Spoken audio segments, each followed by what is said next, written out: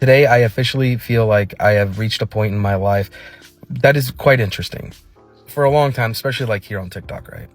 I would normally get asked my opinion by mostly people, usually on the right, about a neutral standpoint on something. Today, the opposite happened. Actually just finished having a pretty good conversation about power with a friend of mine that's pretty hard left about wanting a neutral standpoint on something. They asked me, why throughout history were men always given the power? And I want your opinion on why you think that happened. I said, okay. I go, first, not every case men were given all the power. Not every case that a man was given the power, he was tyrannical with it. There are many points in history where women were given a lot of power and they were just as tyrannical.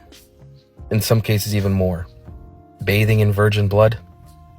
And really only until like the, 17th century, right?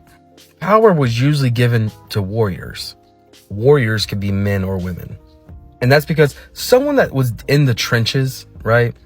Going through battles, leading armies, they understood strength, but learned how to sheathe that strength. But in a lot of cultures, it was always be a warrior first, a politician second.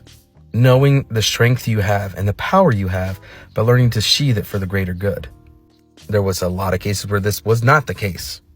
But if you want the true reason, it was because more men were warriors.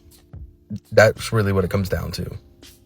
They then asked, well, wouldn't it have been the men to stop the women from becoming those warriors? And I go, to be a warrior, you would have to overcome that. Then getting the respect earned to be a leader.